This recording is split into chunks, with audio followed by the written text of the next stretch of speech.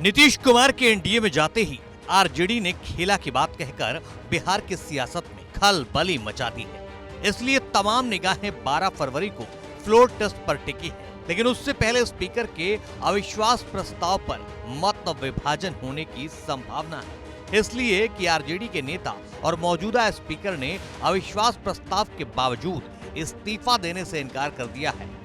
RJD संवैधानिक नियमों की दुहाई दे रही है। आप सब लोगों के माध्यम से कुछ महत्वपूर्ण पहलुओं पर मैं आपके बीच आया हूँ। ये विधायी पहलू है, ये संविधान के पहलू है। वो तमाम लोग जो एक लोकतंत्र को की हत्या करना चाहते हैं, आपके माध्यम से मैं बताऊं, ये कॉन्स्टिट्यूशन ऑफ इंडिया है। इसके आर्टिकल 179 में स्पीकर को हटाने की व्यवस्था का उल्लेख है, जिसमें ये कहते हैं कि उन्हें हटाया जा सकता है। रेजोल्यूशन जो किया चुका है, majority of the all members of the assembly. ठीक है, अब इसका इंटरप्रिटेशन आपको बताऊं। ये सुप्रीम कोर्ट का जजमेंट है, ठीक है, ये महाराष्ट्र का मामला है, ध्यान से देखिए। और ये नबम रेबिया अरुणाचल का पूरा मामला है। ये नबम रेबिया अरुणाचल का। मैं आपको चाहूंगा आपके माध्यम से कि तमाम स्टेक होल्डर्स जो कल से इस विधायी महत्वपूर्ण पहलू पर फैसला लेंगे, चाहे कोई हो, स्पीकर साहब हो, सीएम साहब हो, उनके एडवाइजर्स हो, वो ये दोनों फैसले पढ़े। उस फैसले को मैं सबसे पहले अरुणाचल में बताता हूं कि स्पीकर को हटाने के लिए कितनी संख्या चाहिए।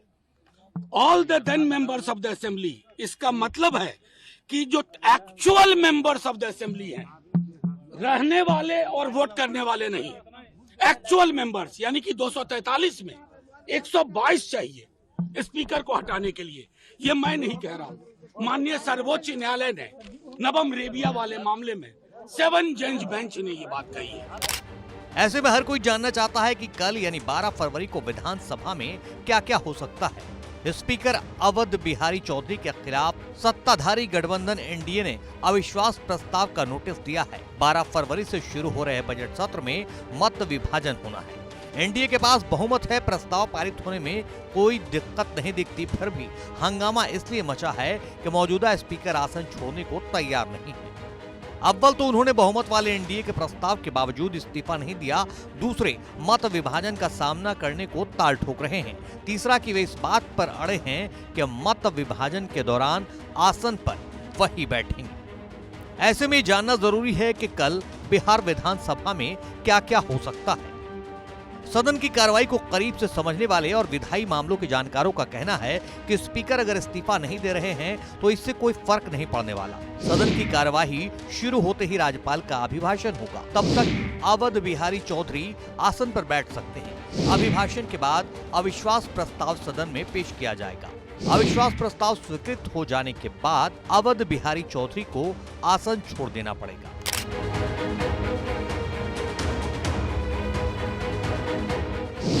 तब आसन संभालेंगे deputy speaker Maheshwar Hazari JDU कोटे के हैं, उनके ही संचालन में मत विभाजन कराया जाएगा। यानी अविश्वास प्रस्ताव पर वोटिंग कराने का दायित्व जेडीयू विधायक के हाथ में होगा। इसके बावजूद आरजेडी अपनी रणनीति में कामयाब हो जाती है और अविश्वास प्रस्ताव पारित नहीं हो पाता है तो सरकार पर खतरा उत्पन्न हो जाएगा।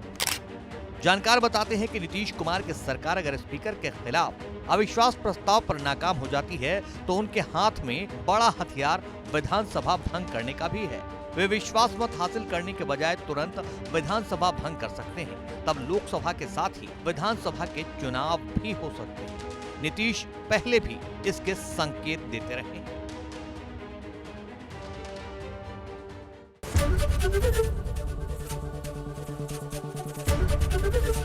एबीपी गंगा, खबर आपकी, जुबान आपकी।